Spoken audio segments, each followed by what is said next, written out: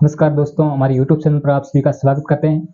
कल हमने कोशिका के बारे में देखा था, कोशिका क्या होती है, और आज हम थोड़ा सा इंट्रोडक्शन कोशिका के बारे में और भी दे देता हूँ कि कोशिका के बारे में हमने देखा था कि जिसके अंदर जीव द्रव्य पाया जाता है वो क्या होती है, कोशिका। ये हमने बात की थी और हमने और बात की थी कोशिका की खोज किसने की थी, रॉबर्ट हुक ने की थी। और कौन सी कोशिका थी, कौन सी थी, मृत कोशिका की खोज की थी, कब की थी, 1665 के अंदर। ये भी हमने देख लिया था। और जीवित कोशिका थी, उसकी खोज किसने की थी, ल्यूवन हुक नामक वैज्ञानिक ने की थी।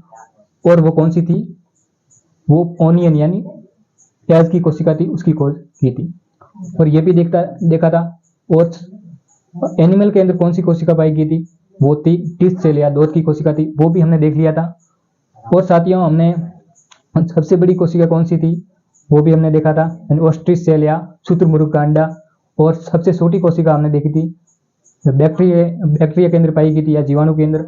और जीवाणु के अंदर कौन सी थी, हाइकोप्लाज्मा हेलिस्पेक्ट्रम या उसको पीपीओलो के नाम से भी जानते हैं।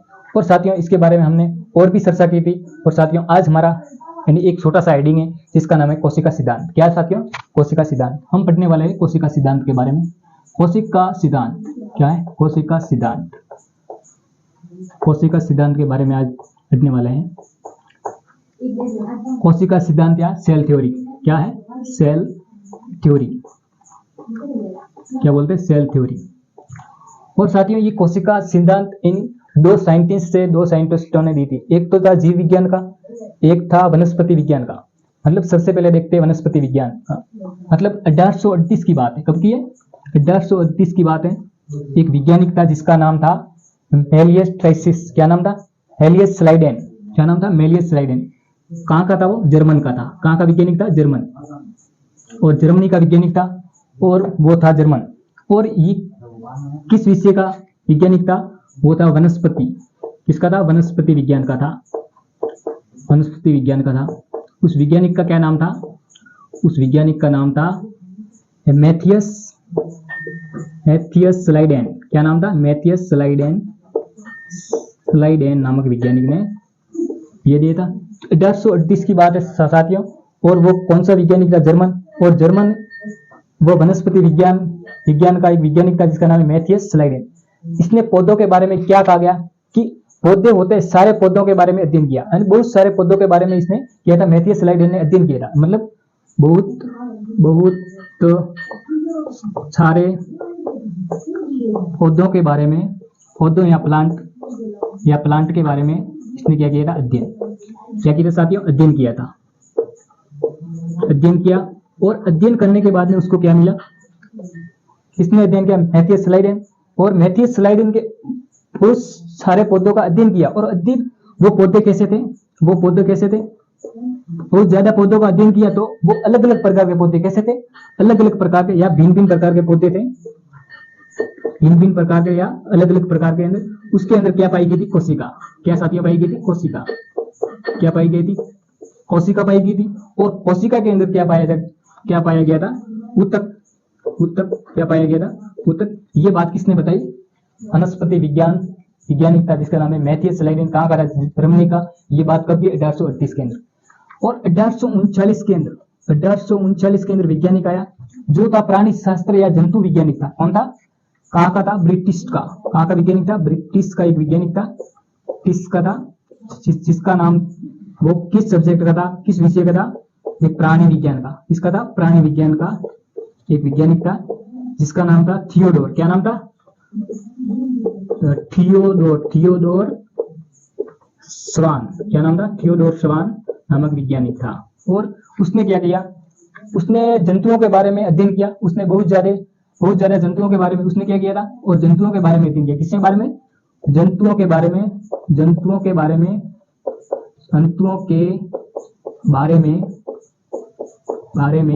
अध्ययन किया था। अध्ययन करने के बाद में बताया कि जंतुओं के अंदर कोशिका पाई जाती है। मतलब क्या बताया, जंतुओं के अंदर कोशिका पाई जाती है, ये बात बताई। और कोशिका का सबसे बाहरी भाग होता है, कोशिका का सबसे बाहरी परत होती है, जो कोशिका की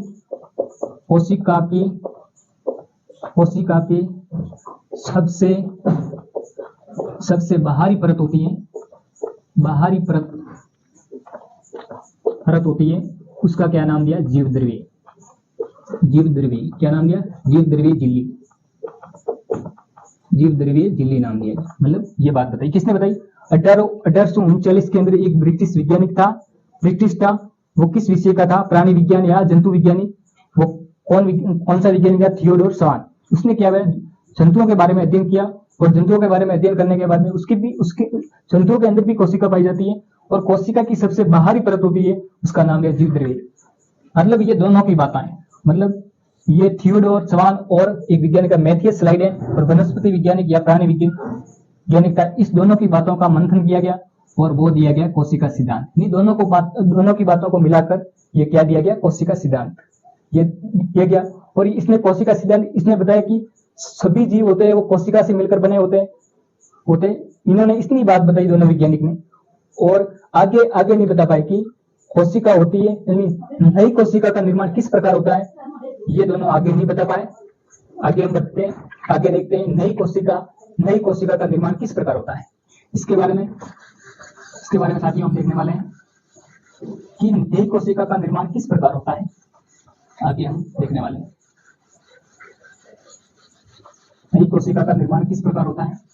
ठीक है साथियों, इन्होंने इतना ही बताया कि सभी जीव होते हैं, सभी जंतु जीव या पादप प्लांट होते हैं, उसके अंदर कोशिका पाई जाती है। सभी जीव जंतु या पादप यानी कोशिका से मिलकर बने होते हैं। लेकिन ये असफल इसका सिद्धांत था, कोशिका सिद्धांत था, वो असफल हो गया। मतलब आप बता सकते हैं नई कोशिका का निर्माण किस प्रकार होता है, लेकिन ये दोनों वैज्ञानिक थे, ये नहीं बता पाए। साथियों क्या है? ये नहीं बता पाए। तो एक वैज्ञानिक आया 1855 की बात है, कब की है? 1855 के अंदर एक वैज्ञानिक आया जिसका नाम है रुडोल्फ। क्या नाम था? रुडोल्फ विर्सो। क्या नाम था? रुडोल्फ विर्सो वैज्ञानिक आया। इस वैज्ञानिक ने बताया कि आप दोनों यानी आपने बताया है कि सभी जीव जंतु पादप होते हैं वो कोशिका से मिलकर बनते हैं, लेकिन आप बताओ नई कोशिका का निर्माण किस प्रकार होता है।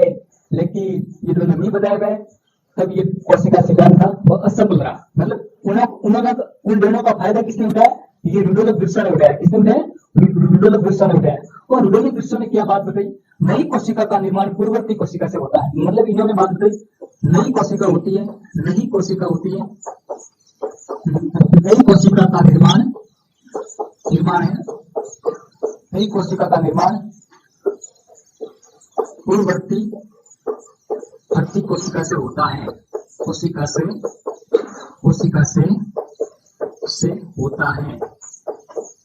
होता है।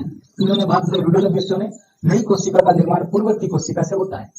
मतलब पुरानी वाली कोशिका थी तो पुरानी कोशिका बनी थी, उससे तो नई कोशिका का निर्माण हुआ।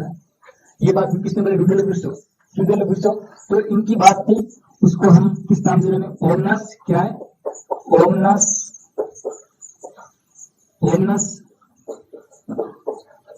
सेलुला ई सेलुला। क्या है? ई सेलुला ये भी कहा जाता है। ये बार बार एग्जाम के अंदर क्वेश्चन पूछा जाता है कि ओमनस सेलुला ई सेलुला ये शब्द किसने दिया था? रुडोल्फ विर्सो ने दिया था। और रुडोल्फ विर्सो ने बताया कि आपको बात करेंगे सभी पादप को जंतु होते हैं कोशिका से मिलकर बने होते हैं। उन्होंने भी ये बात बताई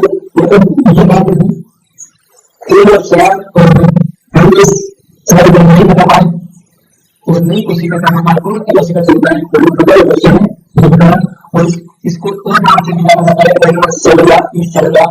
तो आपको वीडियो कोशिका सिद्धांत का कैसा लगा?